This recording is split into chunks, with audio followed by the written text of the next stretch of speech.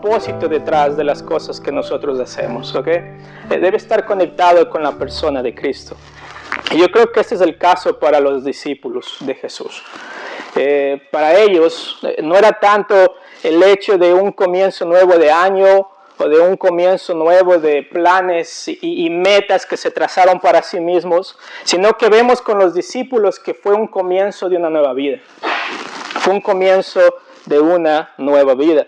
Y hemos visto esto con Pedro, un hombre impetuoso, un hombre duro, un hombre fuerte de carácter, que tuvo que entender que las cosas de ese carácter que no sirven para comprometerse más con Cristo deben ser retiradas. Al igual que con Andrés, él entendió que su vida tenía sentido al traer más personas para Cristo. Al decir a la gente, hey, hemos encontrado al Mesías, este es el Jesús del cual el Antiguo Testamento estaba hablando y ahora está caminando entre nosotros. Ese fue el nuevo comienzo para Andrés. Ese fue el nuevo año para Andrés. Hubo un compromiso mayor consigo mismo y con Cristo Jesús, de que si él conversa con alguien, de que si él trata con alguien, incluyendo a su propio hermano Pedro, a su papá Juan, o Jonás como le llaman algunas traducciones, pero su hermano Pedro, su papá Jonás, que vengan a conocer a la persona de Cristo Jesús. Entonces había un compromiso. Y esa no es la excepción con Juan.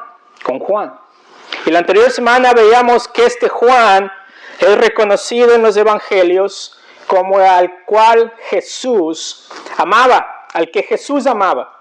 Y sabemos que hay una relación especial de Jesús con Juan.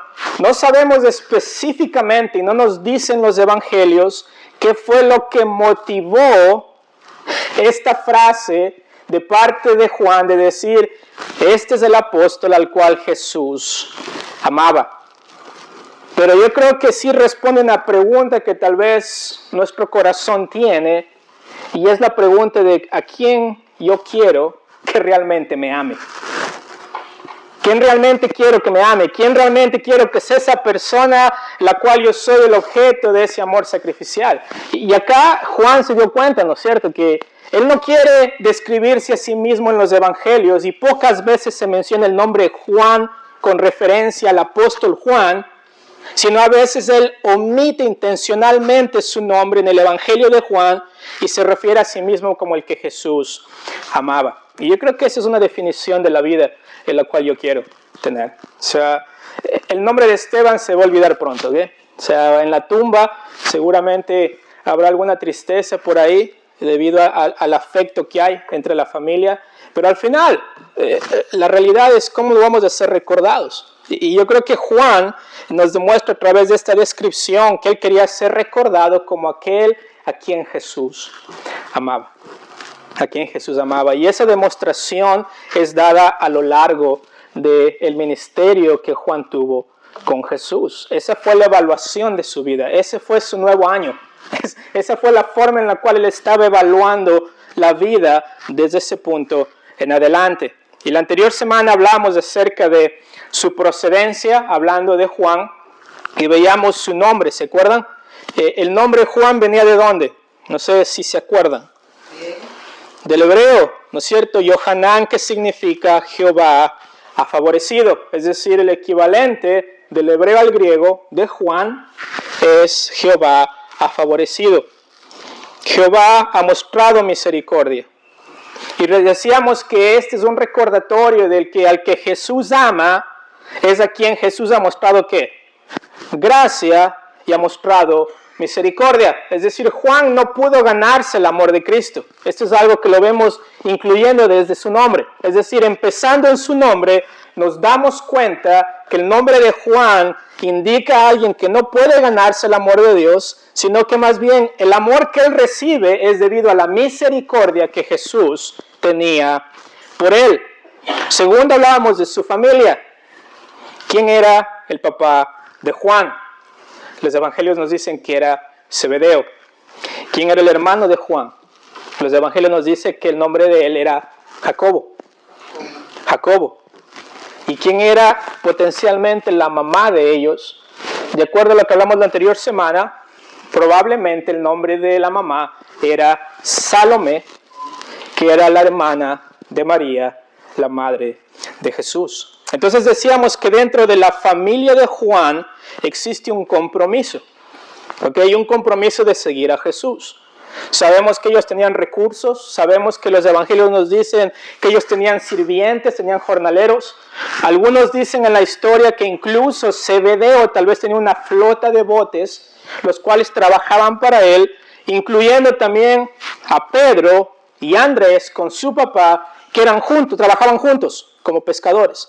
Es decir, acá había un valor que ellos decidieron poner al servicio del Señor, que fue el valor de sus bienes. Y vemos que tanto Juan como Jacobo, como la mamá de ellos, están siguiendo a Jesús continuamente a lo largo de los 3 años del ministerio de Jesús.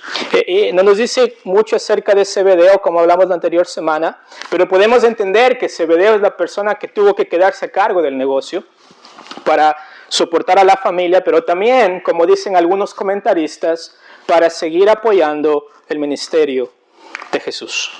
Es interesante, era un endeavor de la familia. Era algo que la familia de Juan, tanto Jacobo como Salomé, su madre, estaban envueltos en seguir a Jesús, en soportar el ministerio de Jesús y en comprometerse realmente con Jesús. Entonces esa era su procedencia, su nombre y su familia. Luego vimos su ministerio la anterior semana y tiene que ver con su llamado, Y recuerdan que vimos 4 características del llamado de Jesús, tanto a Juan como a Jacobo. Y la primera característica es que este era un llamado con autoridad. Recuerdan, era un llamado con autoridad de parte de Jesús. Jesús no les pregunta, ¿me quieren seguir? Jesús no viene y les dice, hey, pueden dejar un momento sus redes y seguirme porque yo soy el Mesías, porque yo soy a quien deben seguir. Es interesante, pero tanto en Mateo capítulo 4 como en Marcos capítulo 1, así también como en Lucas capítulo 5, lo que nos dice es que Jesús vino y les dijo, venid en pos de mí. Vengan, síganme y les haré pescadores de hombres. Esto está en Mateo capítulo 4, versículo 18 al 22. Es decir, es un llamado ¿con qué? Con autoridad, ¿ok? Con autoridad. No les está preguntando, es decir, Jesús es Señor y Él tiene autoridad para llamar a quien Él quiere, y el que le reconoce como Señor, ¿qué hace? Le sigue. Es un llamado con autoridad. Segundo, es un llamado con dirección. Es un llamado con dirección, recuerda. Él les dice, venid en pos de mí y haré pescadores de hombres. Es decir, hay un llamado a seguir a Jesús, a quien tiene toda la autoridad. Y no solamente es un llamado con dirección, sino un llamado con propósito. ¿Recuerdan? O sea, no les está llamando a ir y no hacer nada o solamente a pasar con Jesús. Él les está llamando a ser discípulos, a llamar a las personas al arrepentimiento y a la fe. Y esto es para Juan y para Jacobo. Hay un llamado con propósito, ¿ok? Ellos tenían que cumplir el llamado de parte de Jesús de ir y hacer discípulos, de ser pescadores de hombres. Esta metáfora es muy interesante. ¿Por qué? Porque ellos entendían la tarea de la pesca. Y ellos sabían que pescar no era fácil. Ellos sabían que pescar no era fácil. Ellos sabían el sacrificio, y esa es la cuarta parte del llamado. Era un llamado a sacrificarse por Cristo, ¿ok? Era un llamado a sacrificarse por Cristo. Cristo les dice, le voy a hacer pescadores de hombres. Y la cuestión es, por lo menos los peces hacen más caso que los hombres a los cuales nosotros vamos a tener que llamar al arrepentimiento. Por lo menos el pez no me puede perseguir a menos que sea un tiburón, pero en el mar de Galilea los peces entraban a la red y salían, y eso lo demostró Jesús cuando les dice, hey, boten la red. Y esa red estaba llena, eso lo vimos en Lucas capítulo 5. Pero el ser pescadores de hombres demandaba un sacrificio, porque pescar es difícil, ¿ok? Y yo he tratado de desarrollar ese hobby, y cada vez que veo lo difícil que es, a veces me desanimo. Pero bueno, lo bueno es que el Señor es el que provee los pescados, no yo. Pero entendemos que hay un sacrificio. Dejaron sus familias, dejaron sus trabajos, dejaron a su padre, Zebedeo en este caso, dejaron el dinero, ¿okay? Dejaron el negocio familiar. Eso es algo que no muchos de nosotros estaríamos dispuestos a hacer por seguir a Cristo. Pero entendemos que acá hay un contexto del llamado de los 12, ¿ok? Ellos necesitaban hacer estos sacrificios para estar con Cristo por esos 3 años. Es decir, necesitaban dejar todo, porque el Hijo de Dios, Dios mismo en la carne, está caminando junto a ellos. Necesitaban dejar absolutamente todo: su padre, su madre, su trabajo, su ciudad. ¿Ok? Entonces ahí nos quedamos, en el llamado. Que eran 4 cosas, ¿ok? Autoridad, dirección, propósito y sacrificio. Pero ahora me quiero enfocar en el carácter de ellos, ¿ok? En el carácter tanto de Juan como en el carácter de Jacobo. ¿Por qué? Porque Juan, el apóstol, al que Jesús amaba, era el amado, pero también era el callado. Era el callado. No hablaba mucho Juan, ¿ok? No hablaba mucho. Es decir, Juan rara vez habla en los evangelios. Son contadas las veces que podemos leer lo que Juan estaba diciendo a Jesús y también lo que Juan estaba diciendo a otros. Por ejemplo, en Marcos capítulo 9, versículo 38, si ustedes van conmigo, y luego vamos a regresar a ese texto, pero esta es una de las menciones en las cuales podemos leer a Juan hablando a Jesús. Marcos capítulo 9, versículo 38. Acá es Juan el apóstol y dice: Juan le respondió diciendo: Maestro, hemos visto a uno que en tu nombre echaba fuera demonios, pero él no nos sigue y se lo prohibimos porque no nos seguía. También en Marcos capítulo 10, versículo 35, si van conmigo. Marcos capítulo 10, versículo 35, nos dice: entonces Jacobo y Juan, hijos de Zebedeo, se le acercaron diciendo: Maestro, querríamos que nos hagas lo que pidiéramos. Ya van más a dónde vamos con su carácter, con el carácter de Juan y de Jacobo. ¿Ok? Las veces que interviene, y esto es interesante porque no podemos evaluar el carácter de Juan y de Jacobo por las muchas palabras que ellos dicen, porque no hay muchas palabras, pero más bien por las pocas ocasiones que intervienen, podemos evaluar el carácter de los dos, tanto de Jacobo como de Juan. Y la primera cosa la cual nos permite evaluar el carácter es por el sobrenombre que ellos tenían. ¿Ok? Por el sobrenombre que ellos tenían. El sobrenombre de ellos eran los hijos del trueno. Y esto está en Marcos capítulo 3. Vayan conmigo a Marcos capítulo 3. Este nombre es muy interesante, ¿ah? Marcos capítulo 3. ¿Lo tienen? Versículo 13. Después subió al monte y llamó así a los que él quiso y vinieron a él. Este es el paralelo de Lucas capítulo 6, ¿ok? Y dice: y estableció a 12 para que estuviesen con él. ¿Y para qué? Enviarlos a predicar. Si ven, hay autoridad, hay dirección, hay propósito y hay sacrificio. Y dice: y que tuviesen autoridad para sanar enfermedades y para echar fuera demonios. Esto está hablando de los 12 apóstoles. A Simón, a quien puso por sobrenombre Pedro, ¿ok? Esa es la primera persona a la cual Jesús le cambia el nombre. En este caso es algo que positivo, ¿no es cierto? Porque él era Simón, ahora se va a llamar Pedro, que significa roca. Y de alguna manera apuntaba a la tarea que Pedro iba a tener como el precursor de predicar el evangelio. Luego y establecer la iglesia de Cristo Jesús. Luego el 17 nos dice: a Jacobo, hijo de Zebedeo, y a Juan, hermano de Jacobo, a quienes apellidó Boanerges. Y nos da la traducción acá. Esto quiere decir hijos del trueno. Otra traducción puede ser hijos de ira. Era un término muy fuerte que se utilizaba para describir a alguien que tenía un carácter bastante explosivo. No eran Pedro, pero Jacobo y Juan, al ser pescadores, tenían un carácter también bastante fuerte.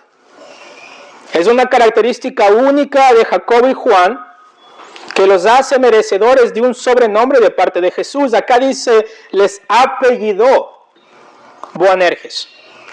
Sabemos que con Pedro, el cambiarle de Simón a Pedro representaba el cambio de identidad y su nueva tarea de pastorear las ovejas de Cristo y dejar de vivir para sí mismo. En el caso de Juan y de Jacobo, el sobrenombre o el apellido Boanerges iba a describir algo importante acerca de su carácter y del llamado. Y les pregunto, ¿qué se imaginan al escuchar este nombre? Cuando yo leía esto, yo me imaginaba unos hombres fuertes e intimidantes, que al hablar producen temor en lo que le escuchan. Es decir, alguien que si están hablando, todos absolutamente callan. Si ustedes piensan en un trueno, todo el mundo está feliz hasta que cae el trueno, ¿no es cierto? Y ustedes ven videos afuera de niños jugando en la lluvia, adultos jugando en la lluvia, y cuando ven el trueno y suena, corren de miedo adentro de la casa, porque sabemos que esta metáfora del trueno es muy poderosa. Entonces quiero enfocarme primero en el aspecto negativo de este sobrenombre, ¿ok? En el aspecto negativo. Nos dice acá un comentarista que en Marcos 3:17, Jacobo y Juan fueron apodados por el nombre Boanerges, hijos del trueno, probablemente porque eran galileos impetuosos y animosos, cuyo celo era indisciplinado y a veces mal dirigido. Esa es la parte negativa.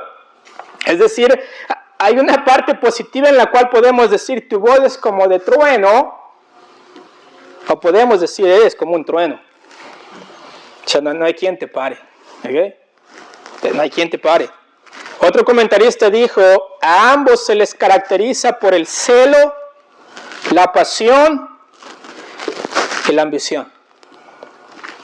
En sus primeros días con Jesús, a veces Juan actuaba de manera apresurada, temeraria, impetuosa y agresiva. Y acá, ¿no me creen? Vamos a la Escritura, porque hay 3 eventos donde podemos observar estas características y el aspecto negativo del cual, ¿por qué? Probablemente ellos fueron llamados hijos del trueno. El primero está en Marcos capítulo 9. Marcos capítulo 9. Y acabamos de leerlo, pero ahora me voy a enfocar más en la historia. Marcos capítulo 9, versículos del 38 al 41. Y una de las características del carácter tanto de Juan como de Jacobo era que ellos eran egoístas. ¿Ok? Había un egoísmo en el corazón de ellos. Miren lo que dice el versículo 38. Miren, Jesús del versículo 33 al versículo 37, Jesús está hablando acerca de si alguien quiere ser el mayor, si alguien quiere tener autoridad, si alguien quiere tener privilegios, necesita primero ser ¿qué? El menor. Necesita servir. Entonces Jesús invierte un sermón hablándoles a ellos de esto. Pero en el versículo 38, Juan viene donde Jesús, y una de las pocas veces que él habla, le dice a Jesús, Juan le respondió diciendo, Maestro, hemos visto a uno que en tu nombre echaba fuera demonios, pero él no nos sigue, y se lo prohibimos, porque no nos seguía. Era un hombre celoso. ¿Okay? Ve a otro que no está con los 12, que está tratando de hacer la obra de Jesús, y él dice, hey, si no estás con nosotros, no estás con nadie. ¿Ok? ¿Qué dice Jesús? Jesús le dijo, no se lo prohíbas, porque ninguno hay que haga milagro en mi nombre que luego pueda decir mal de mí. Porque el que no es contra nosotros, por nosotros es. Y cualquiera que os diere un vaso de agua en mi nombre porque sois de Cristo, de cierto os digo que no perderá su, ¿qué? Recompensa. Es decir, Juan y Jacobo tenían esta idea de que la recompensa era solamente para ellos, de que este camino solamente era para los 12, de que si estamos cerca de Jesús, entonces necesitamos ser exclusivos y solamente nosotros podemos ser conocidos como los seguidores de Cristo Jesús.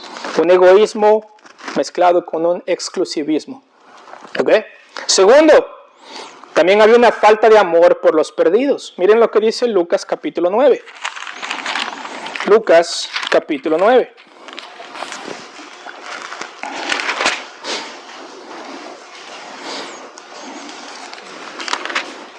Y esto está renglón seguido en Lucas capítulo 9, versículos del 49 al 50, es el mismo evento que acabamos de leer en Marcos capítulo 9.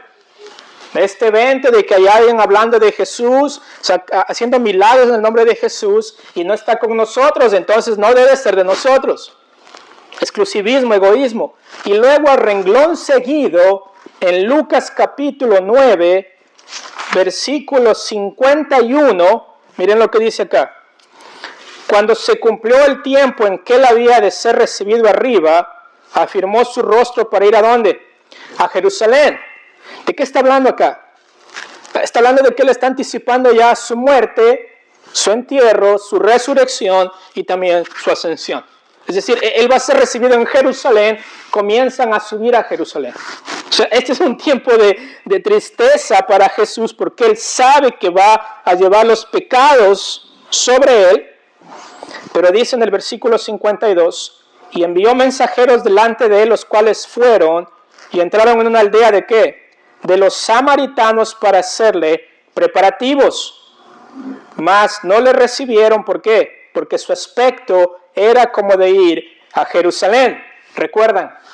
Judíos y samaritanos no se llevan. Los samaritanos son los perros, son los que se mezclaron cuando vino Babilonia, cuando vino Asiria al norte, los conquistó en el año 722 y Asiria dejó su gente, entonces los samaritanos son mezclados, asirios con judíos. Son impuros, son perros, están fuera, incluso tenían en Samaria su propio templo, ¿se acuerdan? Y decían, ¿dónde adoramos? ¿En Jerusalén o en Samaria? Había esta tensión religiosa. Entonces Jesús les manda a estos discípulos, después vamos a saber quiénes son, y nos dice acá que como ellos parecían que iban a Jerusalén, no les dejaron entrar los samaritanos. Miren lo que dice el versículo 54. Viendo esto, sus discípulos Jacobo y Juan dijeron que, Señor, ¿quieres que mandemos que descienda fuego del cielo, como hizo Elías, y los consuma? Se atrevieron a no dejar entrar a Jesús a la aldea. ¿Okay? Y Juan y Jacobo con este celo que ellos tenían. Este celo. Ellos están pensando en qué historia, en la historia de Primera de Reyes 18, cuando Elías hace qué. Ora y el Señor envía fuego para consumir tanto a los sacerdotes de Acera como a las sacerdotisas de Acera y a los sacerdotes de Baal. Entonces Juan y Jacobo leen esto y ellos dicen, hey, Señor, queremos hacer esto para demostrarle a estos pecadores que no pueden hacer esto a Jesús. Acabémoslo, Señor. Justicia santa sobre ellos. Se olvidaron ellos de su propio corazón, de cuán pecadores ellos son delante de Jesús. ¿Y qué hace Jesús acá? Y con la respuesta de Jesús sabemos que el corazón de ellos estaba mal direccionado. Miren lo que dice el versículo 55. Entonces volviéndose él, los reprendió diciendo, vosotros no sabéis de qué espíritu sois. ¿Ok? El Señor ha mandado fuego del cielo para castigar el pecado. Sodoma y Gomorra es un ejemplo, Elías es otro ejemplo. Pero en este caso, ¿qué nos dice el versículo 56? Porque el Hijo del Hombre no ha venido para perder las almas de los hombres, sino ¿para qué? Para salvarlas, sino para salvarlas. ¿Y qué se fueron ellos? Hey, no botemos fuego sobre la aldea, más bien caminemos a otra aldea. Jesús tenía el poder para hacer esto, ¿ok? Jesús tenía el poder para enviar fuego del cielo, ceniza, piedras y todo lo que sea y destruir a los samaritanos. Pero acá nos demuestra el propósito de Jesús: salvar las almas de los que están perdidos. Pero Juan y Jacobo, ¿qué querían? Como el trueno, ¿no es cierto? Señor, enviamos fuego acá porque estos pecadores se merecen la muerte. Hay una falta de amor por los perdidos. Tercero, había un orgullo en los dos. Un orgullo de una posesión. Y esto es interesante porque acá también va a estar incluida su mamá. Entonces vemos que así como el endeavor familiar era estar con Jesús y apoyar a Jesús, de esa misma manera la familia estaba envuelta también en estas situaciones las cuales ellos necesitaban dejar atrás, que estaban estorbando el ministerio por el cual Jesús había venido. No todo estaba bien con la familia, necesitaban ellos ser transformados. Y miren lo que dice Mateo capítulo 20. Mateo capítulo 20. ¿Lo tienen? Sé que vamos a estar pasando por varias páginas, ¿ok? Miren lo que dice Mateo capítulo 20. Entonces se le acercó la madre de los hijos de Zebedeo con sus hijos. No sé si la mamá les agarró de las manos a Jacobo y a Juan y fueron juntos donde Jesús, no sé cómo es la imagen, pero nos dice que la madre de los hijos de Zebedeo con sus hijos vinieron, se postraron ante él y ¿qué hicieron? Le pidieron algo. Mateo capítulo 20, versículo 20. ¿Y qué les dice Jesús? Jesús, muy misericordioso, les dice: ¿qué quieres? Ella le dijo: ordena que en tu reino se sienten estos dos hijos míos, el uno a tu derecha y el otro a tu izquierda. Qué buena mamá, ¿no es cierto? Yo creo que la mía tal vez haría lo mismo. Lo feo que soy, pero igual vería siempre lo mejor en sus hijos, ¿no es cierto? Pero este no era el punto por el cual Jesús vino. Jacobo y Juan querían una posición. No estaban dispuestos todavía a sacrificar su vida por seguir a Cristo. Ellos decían: Jesús, si nos postramos delante de ti, por favor, permite que mis hijos tengan un puesto de privilegio. ¿Y no es este el engaño de la teología de la prosperidad? ¿No es este el engaño de estos predicadores que dicen: somos hijos del rey y si le decimos a Jesús que haga esto, Él lo va a hacer? Si somos hijos del rey, entonces no tenemos que sufrir, tenemos que ser tratados como reyes. Y acá vemos que eso no es verdad. Y acá Jesús le dice, en el versículo 22, entonces Jesús respondiendo dijo: no sabéis lo que pedís. Es decir, hablan en ignorancia. Hablan en ignorancia. Pregúntales, dice: ¿podéis beber del vaso que yo he de beber y ser bautizados con el bautismo con que yo soy bautizado? Y ellos le dijeron: podemos. No se imaginaban, no saben lo que están hablando todavía. No se imaginan todavía el sufrimiento que va a pasar Cristo a causa de llevar el pecado.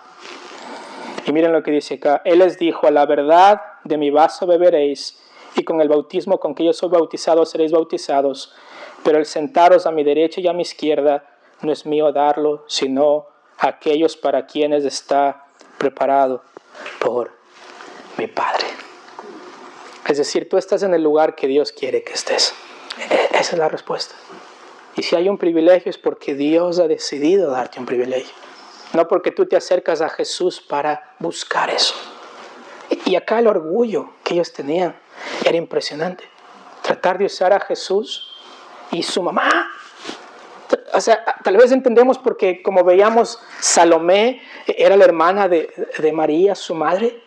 Tal vez tratando de mover palancas ahí con Jesús, diciendo: hey, sería bueno que ellos se sienten a tu derecha y a tu izquierda como privilegio, porque ellos entienden que en el milenio ellos van a estar sentados con Jesús, reinando. Es interesante esto, cómo la teología mal enfocada lleva a este tipo de interpretaciones, inclusive con los propios apóstoles. Acá es hermoso cómo Jesús les responde, ¿no es cierto? Miren lo que dice el versículo 24. Cuando los 10 oyeron esto, ¿qué pasó? Se enojaron. Se enojaron, ¿por qué? Porque vieron el orgullo de ellos, es decir, no se enojan porque ellos no quieren la posición. Se enojan porque ellos se atrevieron a preguntar algo que tal vez ellos también querían. Hey, Pedro tendría que haber dicho, hey, pero yo quiero estar a tu derecha. Se enojan con ellos. Se enojan. Y Marcos capítulo 10 nos dice, no nos menciona a la mamá Marcos capítulo 10. Marcos 10 nos dice que Juan y Jacobo se acercan a Jesús. Mateo nos da el detalle de la mamá, pero Marcos nos da el detalle de que tanto la mamá como Jacobo y Juan pensaban lo mismo. Y los tres necesitaban ser corregidos. Y luego en el versículo 25 Jesús ve necesario corregir esto. Y dice, entonces Jesús llamándoles, ¿qué dijo? Dijo, ¿sabéis que los gobernantes de las naciones se enseñorean de ellas y los que son grandes ejercen sobre ellas potestad?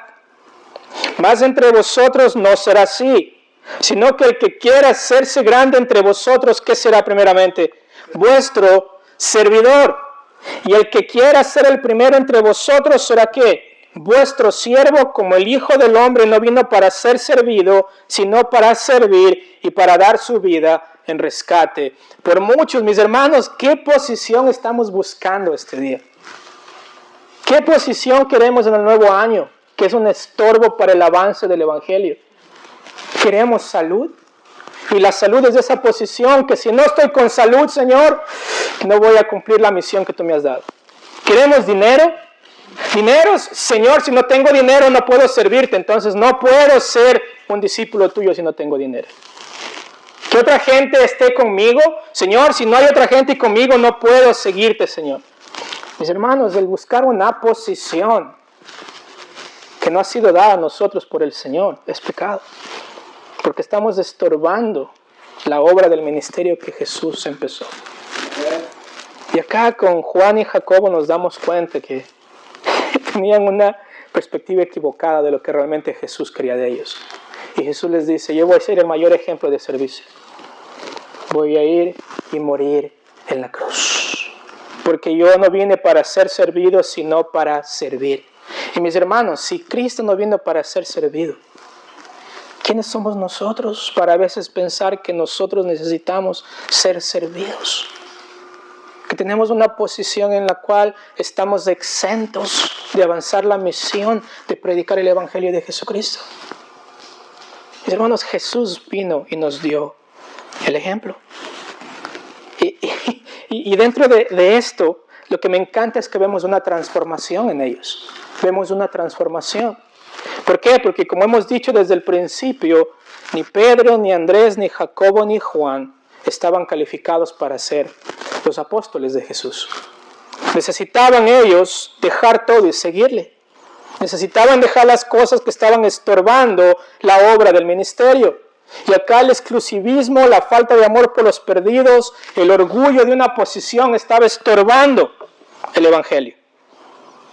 Pero ellos necesitaban aprender que para seguir a Cristo necesitaban dejar el amor a estas cosas y esas posiciones que estaban estorbando la misión. Y la única manera de hacerlo era con Jesús actuando en la vida de ellos. Con Jesús actuando en la vida de ellos. Por eso les decía que el nuevo año debe ser medido en cuán comprometidos nosotros estamos con Cristo.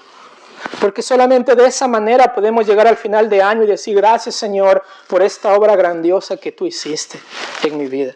Y hay una transformación, porque el llamado está ahí, el ministerio está ahí, pero hay una transformación y como creyentes necesitamos entender que el ministerio solo se puede realizar cuando somos habilitados por Cristo para hacerlo.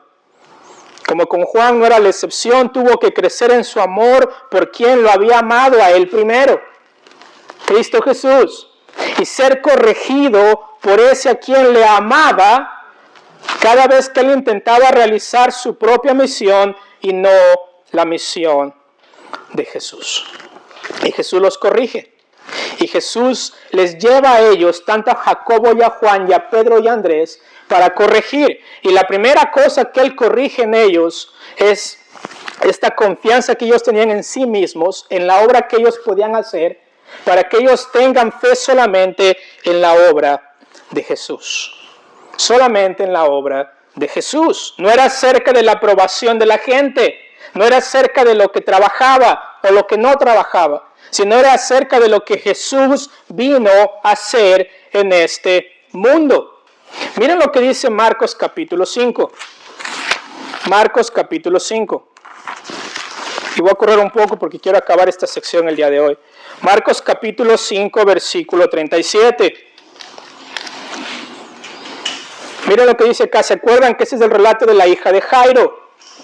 La hija de Jairo. Miren lo que dice el versículo 35. ¿Lo tienen? Marcos capítulo 5, versículo 35. Mientras él aún hablaba, Jairo, vinieron de la casa del principal de la sinagoga diciendo: tu hija ha muerto. ¿Para qué molestáis más al maestro? Pero Jesús, luego que oyó lo que se decía, dijo ¿a quién? Al principal de la sinagoga: no temas, sino que cree solamente. No temas. ¿Por qué? Porque traer a tu hija a la vida no puede ser obra de nadie más, sino solamente de quién. De Dios mismo, en la persona de Jesús. Y miren lo que dice acá: y no permitió que le siguiese nadie. O sea, acá para motivar a sus discípulos, para corregir a sus discípulos, Jesús no necesita a millones de personas. Dice acá que Él les prohíbe que le sigan otros, y solamente se lleva a quién en el versículo 37, a Pedro, a Jacobo y a Juan. Se lleva al trío del trueno, ¿no es cierto? O sea, los tres que eran muy propensos a hacer sus propios planes, que querían posición. Y dice acá que en el versículo 38, y vino a la casa del principal de la sinagoga y vio que el alboroto, había gente llorando y se lamentaban mucho, y entrando les dijo: ¿por qué se alborotan y lloran? La niña no está muerta, sino duerme. ¿Y qué causa la obra de Jesús en esta gente que estaba ahí? Burla. Se burlan. ¿Por qué? Porque para el mundo es locura la obra de Jesús. Para el mundo es locura. Ellos no entienden cómo Jesús puede decir: no está muerta, sino solamente duerme. ¿Por qué? Porque ellos no vieron morir. Ellos vieron que esta niña había muerto. Y dice que en el versículo 40 que los echa fuera a todos. Uno pensaría y diría: Señor, déjales ahí para que puedan ver que levantaste a la niña. Pero Jesús es una tarea acá. Él quiere enseñar a Jacobo, a Pedro y a Juan a confiar solamente en Él, a creer solamente en su obra. Miren lo que dice acá el versículo 40. Mas Él, echando fuera a todos, tomó al padre y a la madre de la niña y a los que estaban con Él, y entró donde estaba la niña. Y tomando la mano de la niña le dijo: Talita cumi, que traducido es: niña, a ti te digo, levántate. Y luego la niña se levantó y andaba, pues tenía 12 años, y se espantaron grandemente. Pero Él les dijo mucho que nadie lo supiese, y dijo que se le diese de comer. Acá resuenan las palabras de Jesús al padre de esta niña: solamente cree. Y en Jacobo y Juan y en Pedro, ellos ven la obra de Jesús, de traer a una niña de la muerte y decirle: hey, yo te digo, levántate. Y el cuerpo de la niña vuelve a la vida. La sangre vuelve a correr, el cerebro vuelve a funcionar, todas las funciones neurológicas regresan a la vida. ¡Qué impresionante este milagro! Pero los discípulos necesitaban entender que solamente Jesús puede hacer eso. Solamente Jesús puede hacer eso. Por eso Andrés traía a las personas a Jesús. Segundo, no solamente una fe en la obra de Jesús, sino principalmente una fe en la persona de Jesús. En la persona de Jesús. Se menciona a Juan, Jacobo y Pedro en Mateo 17 y en Marcos 9 en el monte de la transfiguración. ¿Okay? Donde Jesús se transfigura, les deja ver su gloria. aparecen Elías y Moisés conversando con Jesús. Y acá lo hermoso es la voz que aparece del cielo. Una voz que suena desde el cielo diciendo que este es mi Hijo amado, a Él oíd, a Él escuchad. Hay una realidad en la cual ellos necesitaban entender que en la gloria que fue expuesta en el monte de la transfiguración, que se quedaron con la boca abierta, tenía el propósito de empujarlos ¿a qué? A creer y a escuchar solamente en la persona de ¿quién? De Jesús, ¿ok? Solamente escuchen a Él, oigan a Él, miren la gloria que Él tiene, que ahora está velada, pero que será demostrada en el futuro, donde toda lengua confesará, donde toda rodilla se doblará. Solamente crean en la persona de Jesús. Y la confirmación del Padre, inclusive en el bautismo con Juan el Bautista. Igual viene una voz del cielo que dice, este es mi Hijo amado en quien me complazco. A Él obedeced, a Él oíd, a Él seguid. No había otra persona, no había una posición que era mejor que seguir a Jesús. No había una posesión que era mejor que seguir a Jesús. No había un rey que era mejor que el Rey Jesús. Tercero, Él también les enseña a orar en medio del sufrimiento.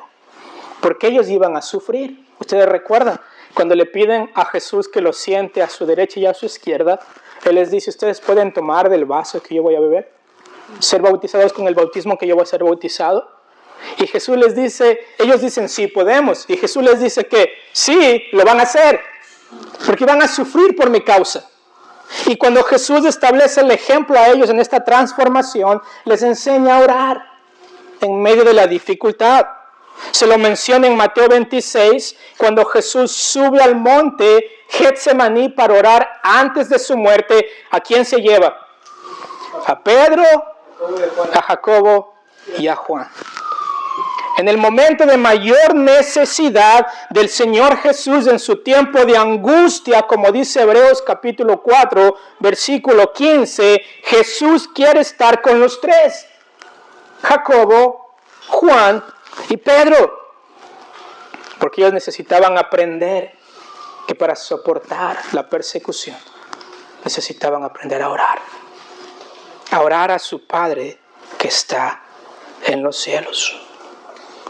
Y por último, Él les enseñó a valorar el tiempo con su Señor también. Les enseñó a valorar el tiempo con Él. En Marcos capítulo 14, versículo 12, y en Lucas capítulo 22, si lo pueden anotar porque ya casi termino. Lo que sucede acá es hermoso porque Jesús les manda a preparar la Pascua, ¿ok? Y le manda a preparar la Pascua ¿a quién? A Pedro y a Juan. Porque les dice, quiero cenar con ustedes. Y acá demuestra el amor del Señor al enseñarles que antes de su muerte Él quería pasar tiempo ¿con quién? Con sus discípulos. Con sus discípulos. Porque luego Jesús iba a morir, sacrificado, iba a ser resucitado, luego iba a pasar 40 días con ellos y luego iba a ascender. Entonces la cena representa este hermoso recordatorio de que ellos necesitaban valorar el tiempo que Cristo estaba con ellos. Y todo esto es previo al sacrificio de Cristo. Todo esto es previo al sacrificio de Cristo. Él les enseña a creer en su obra, les enseña a creer en su persona, les enseña a orar en medio del sufrimiento, les enseña a valorar el tiempo con su Señor. Esto es hermoso, mis hermanos, la paciencia que tiene Jesús para caminar con los que Él llamó. Y podemos ver el amor de Jesús reflejado acá, porque luego en la muerte de Jesús, mis hermanos, cuando Él está puesto en la cruz, están esas 4 mujeres que mencionamos, María Magdalena, María la madre de Jacobo, que era el hijo de Alfeo, estaba María la madre de Jesús y Salomé. Pero también nos va a decir que estaba Juan. El Evangelio de Juan nos va a decir que al lado de estas mujeres estaba al que Jesús amaba. Juan, estaban de lejos, pero estaban de lejos observando el amor de su Señor por ellos.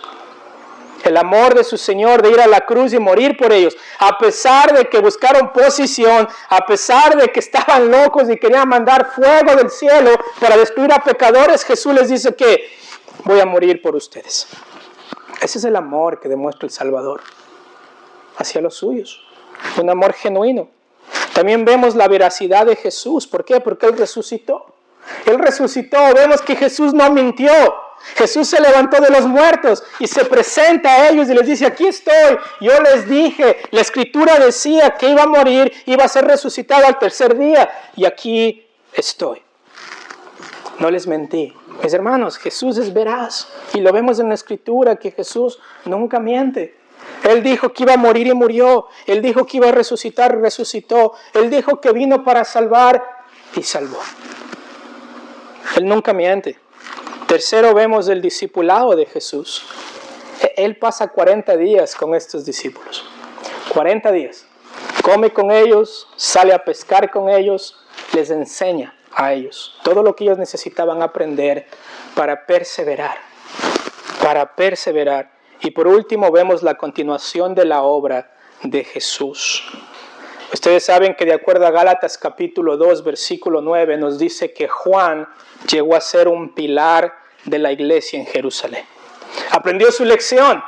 Aprendió que no era la posición lo que tenía que buscar, era Jesús.